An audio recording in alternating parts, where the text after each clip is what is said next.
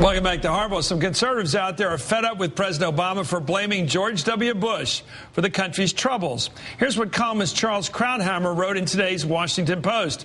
Is there anything he hasn't blamed George W. Bush for? The economy, global warming, the credit crisis, Middle East stalemate, the deficit, anti-Americanism abroad, everything but the swine flu. It's as if Obama's presidency hasn't really started. He's still taking inventory of the Bush years. That's Krauthammer talking. So it's President Obama's fault that we're wallowing in an economic meltdown. And two wars? Joan Walsh is with Salon.com, and Leslie Sanchez is a Republican strategist. Leslie, first to you. Let's take a look at some numbers here. You know, there are some objective facts we can look at. The unemployment rate when George W. Bush became president was about 4%.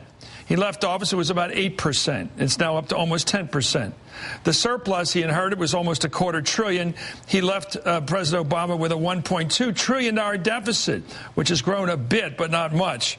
He inherited a debt of about $6 trillion. He left Obama an $11 trillion debt, almost doubling it, which is about where it is today. So in the main, most of the numbers are as Obama inherited them from this past president. How can you not blame Bush for leaving Obama with what Obama has?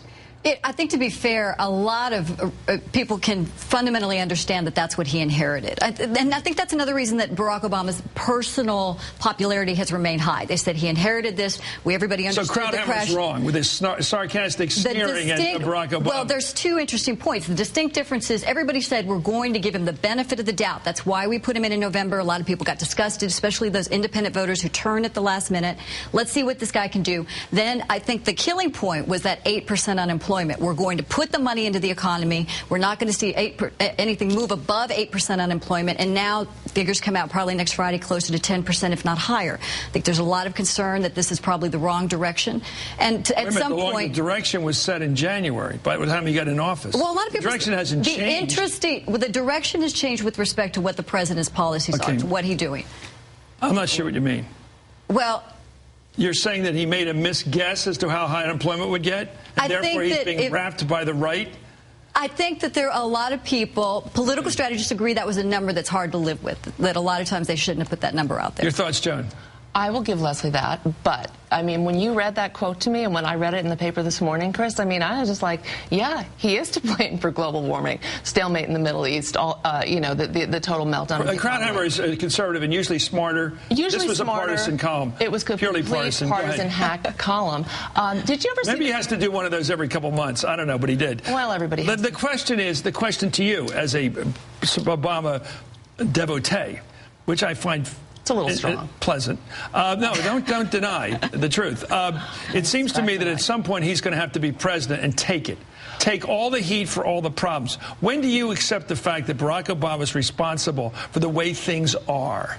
When will that be? I think he gets it on the economy. He gets another year. He does, because the trajectory you described was really going bad fast, and it's going to get better slowly. Will he get credit come next November from the voters for having inherited? No, that's why I'm saying a year. He's got to. They will forget. No, I think that egg beater started ticking right away the day he moved in January. The day he won in November, people. That's one of my favorite phrases, Leslie. The egg timer. Well, I always think about things. Most people should live by an egg timer, but go ahead. But no, to their point, it's funny. Republicans will tell you, oh, he had 9 months. He had about a year. Most Republican and Democratic pollsters will say it's about a year time frame. There's some interesting thing coming out of Republican polling, I will tell you, and that is that in August was the first time that it about leveled out. Who was going to get credit for the economy? It was leveling between Bush and Obama, and now it's starting to turn. I think September people are trying to say now Obama's starting to own more of this economic recovery or this economic. Richard Nixon was blamed for the Vietnam War within seconds of taking office.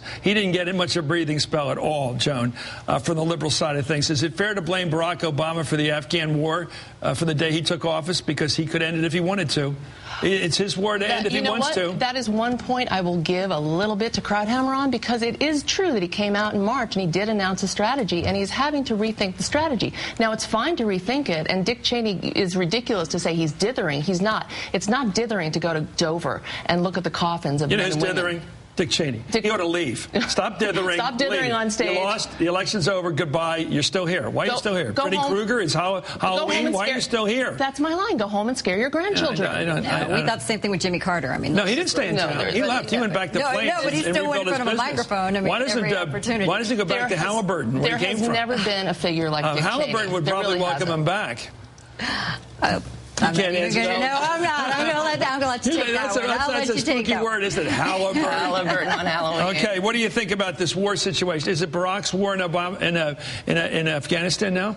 Absolutely. I think it's ownership. People are waiting for that decision. I think people fundamentally understand it's going to be he's going to try to say it's a compromise, but overall, people are waiting for leadership. They expect him to lead.